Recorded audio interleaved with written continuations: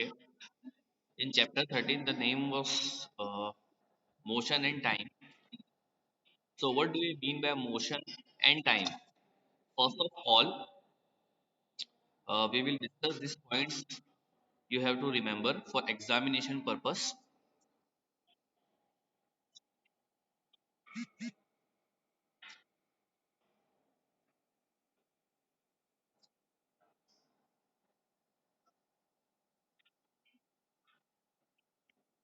Mute your voice, please. All of you, mute your voice.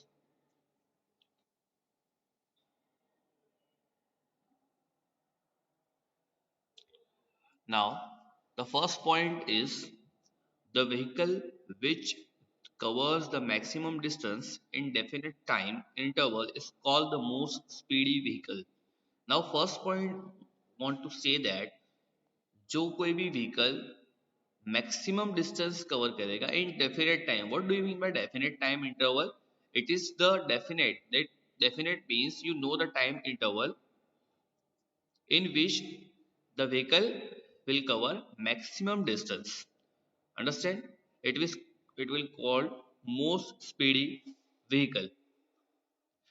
Suppose two vehicles are going on a pathway and one is getting the maximum distance in a unit time. Suppose unit time is 1 hour and one vehicle is taking 20 kilometer in 1 hour and second vehicle is getting 30 kilometer in 1 hour. So second one will be the most speedy vehicle.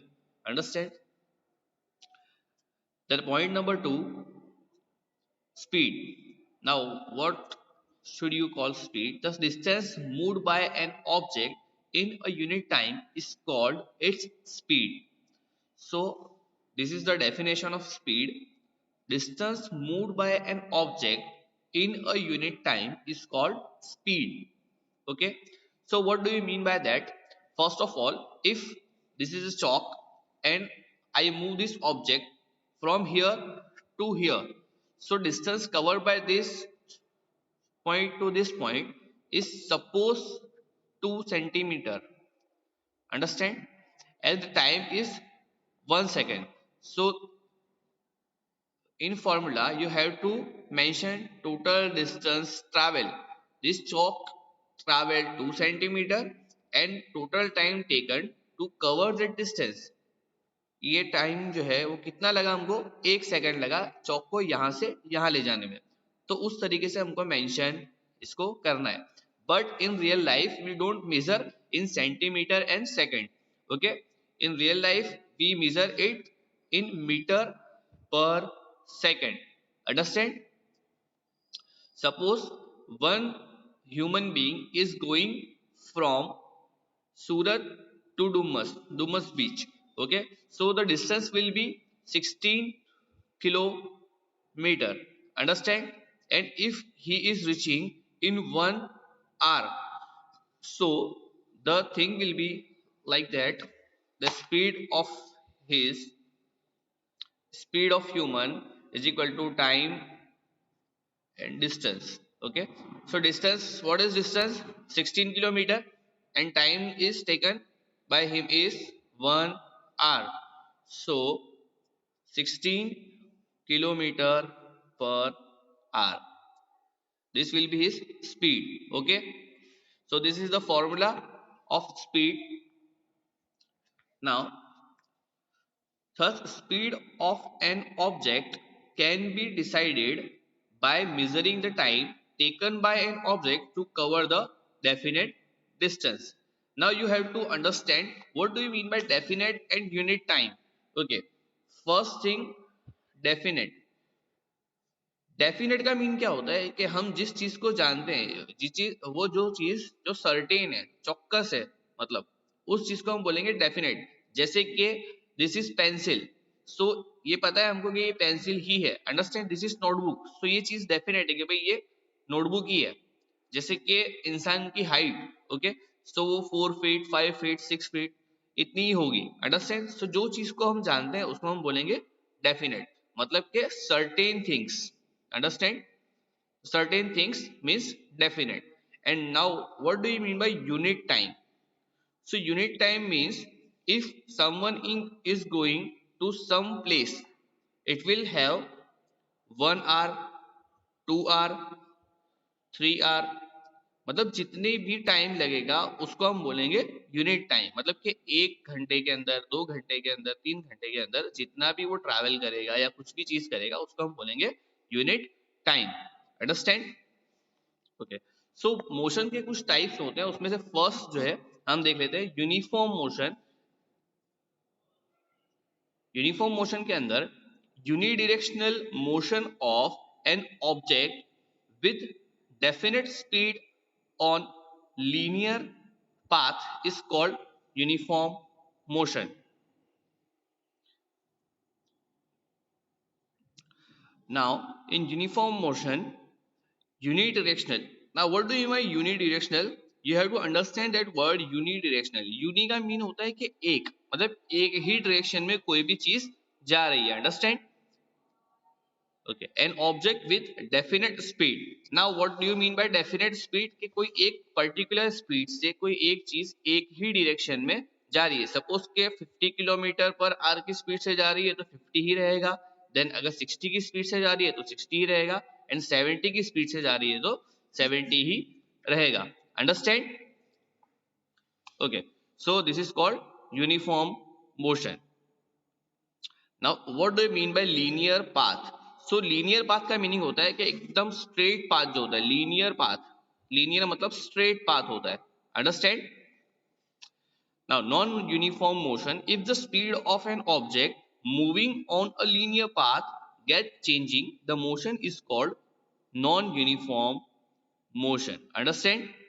Now इसकी बात क्या बोल रही है कि भाई अपने पहले देखा यूनिफॉर्म मोशन। यूनिफॉर्म मोशन के अंदर क्या हुआ कि एक पर्टिकुलर स्पीड से, अगर if there is 50 kilometre per hour, so it will be remain 50 all the time, and if it is 60 kilometre per hour speed, so it will remain 60 kilometre per hour. But in daily life it's not possible due to traffic. So हमारी bike की या cycle की जो speed होती है वो जो है वो धीमे धीमे चेंज होते रहती है। सपोज 0 से स्टार्ट करेंगे तो कभी 20 हो गई, कभी अगर रोड खाली है तो it will B 30, 40, 50। Okay.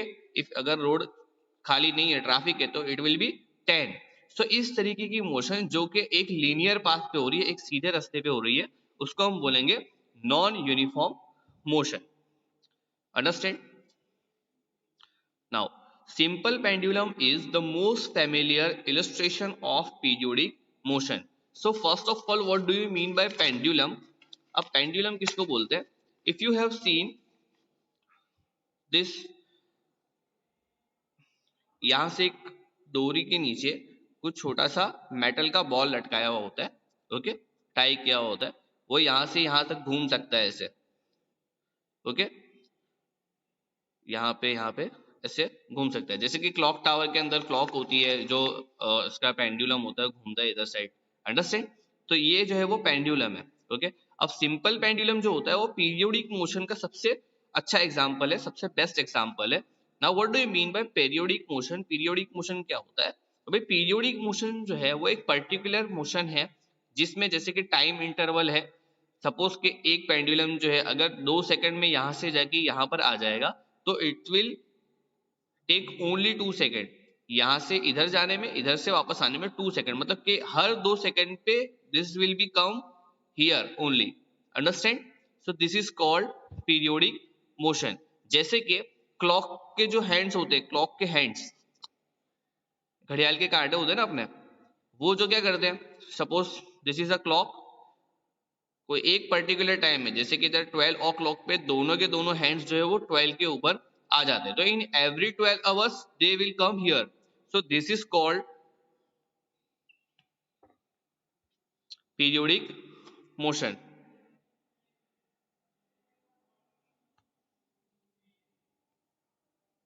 Okay.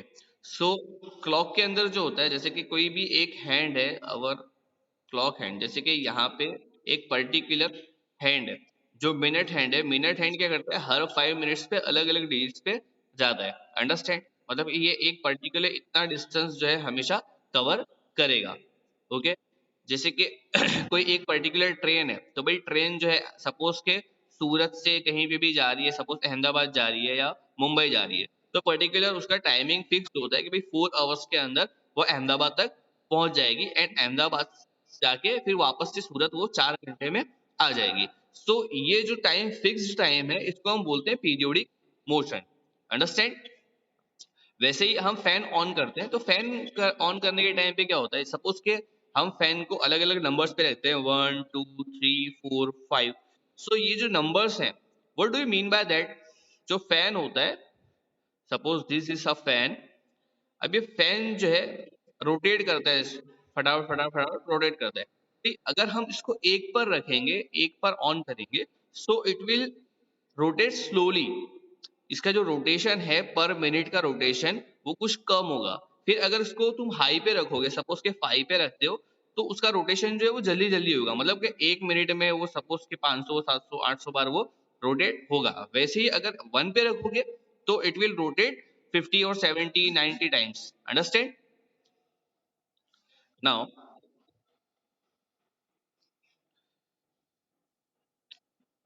In a simple pendulum, A small metallic ball is called a bob of pendulum. So यहाँ पे जब हमने देखा था कि भाई ये जो सिंपल पेंडुलम है, सिंपल पेंडुलम, इसमें ये जो बॉल लटकता है यहाँ पे, ये जो बॉल जो टाई किया हुआ है, इसको हम बोलते हैं बॉब। क्या बोलते हैं? बॉब। ओके।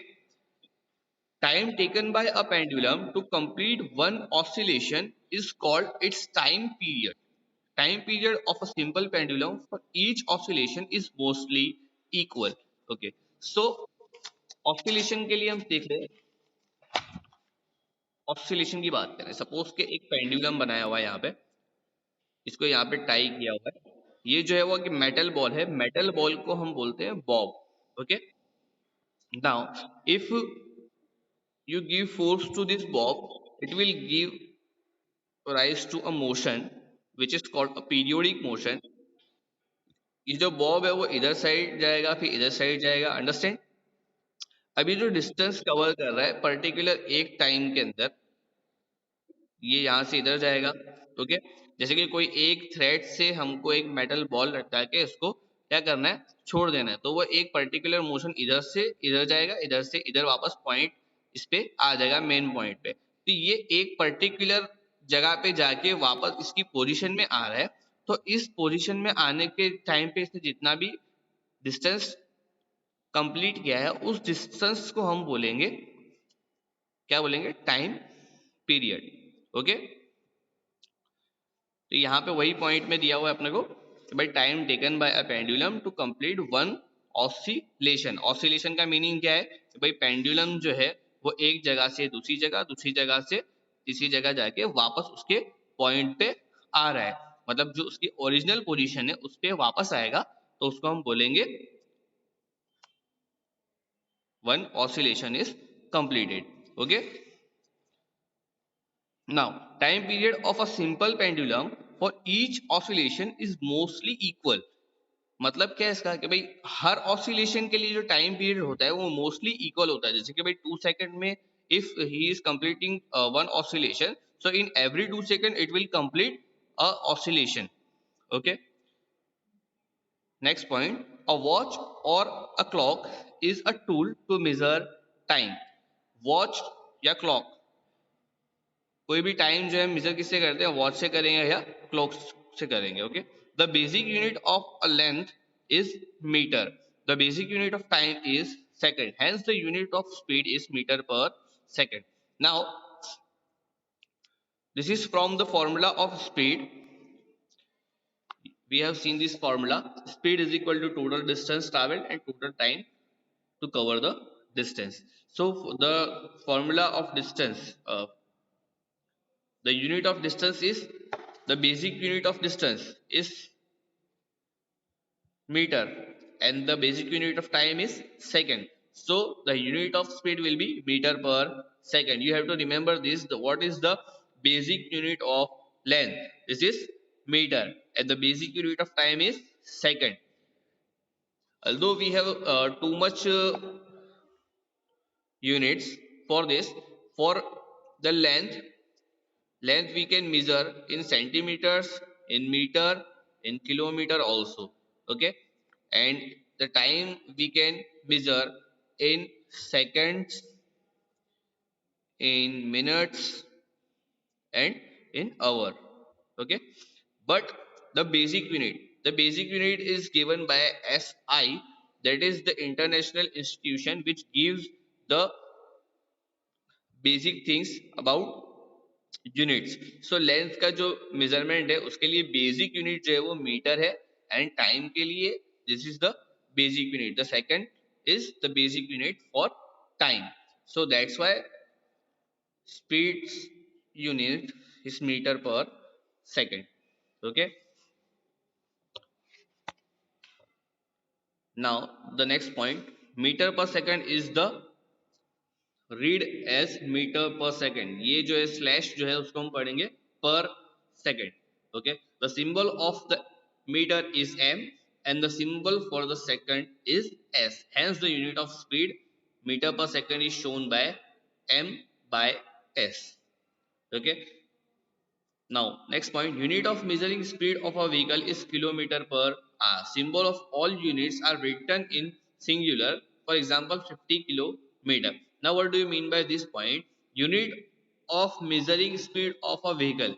So, व्हीकल जो है वो पर्टिकुलरली किलोमीटर्स के अंदर, किलोमीटर पर आवर के अंदर स्पीड हम उसकी मेजर करते हैं, क्योंकि व्हीकल क्या करता है, कोई एक पर्टिकुलर मीटर्स में वो नहीं चलता है, ज्यादा से ज्यादा व्हीकल चलते हैं. Okay, we drive to something 3 4 5 kilometre, so उसका जो कोई भी एरिया है वो बहुत ज्यादा हो जाएगा.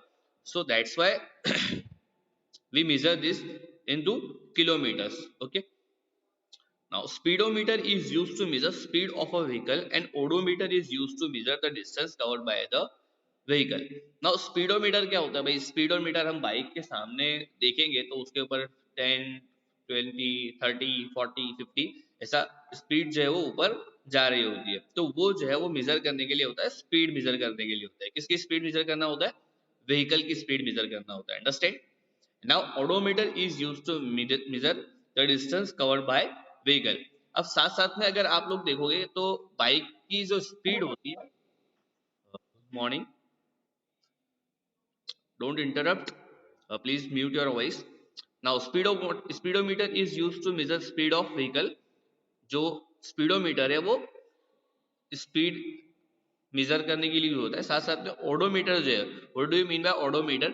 सो इन bikes if you see that speed जहां पे बता रही होती है उसके नीचे एक सामने चलता होता है भाई, एक जैसे कि वो जो है वो डिस्टेंस बता देगा कि भाई 5000 किलोमीटर हो गया या 51 हो गया, 52 हो गया. ऐसे धीमे धीमे धीमे वो डिस्टेंस जितना ज़्यादा चलेगा उतना ज़्यादा वो चेंज होते जाता है. Okay, so next time you will see the bike and you can see that the speedometer and odometer is present in every vehicle. Now the comparison of the units are given. 1 microsecond is equal to 10 raised to minus 6 second. Okay, मतलब एक microsecond जो है वो 10 raise to minus 6 second के equally होता है. मतलब कि वो जो है वो सेकंड का 1 मिलियन पार्ट है.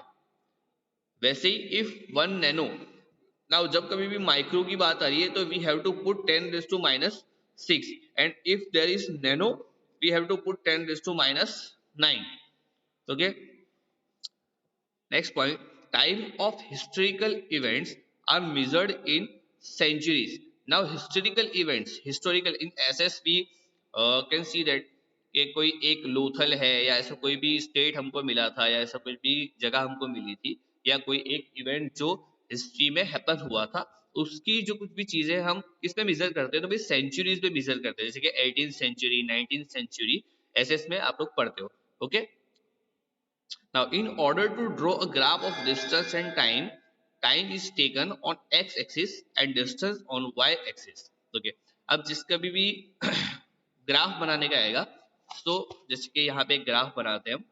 ओके, तो जब कभी भी ग्राफ बनाएंगे हम तो क्या होगा कि भाई डिस्टेंस टाइम ग्राफ बना रहे हैं तो टाइम जो है वो हमको हमेशा किस पे लेना है? एक्स एक्सिस पे लेना है. सपोज के ये एक ग्राफ है तो यहाँ पे टाइम लेना है this is X axis and this one is Y axis. तो यहाँ पे क्या आ जाएगा, distance. So this is called distance and time graph. Okay, so यहाँ तक का रखते हैं हम।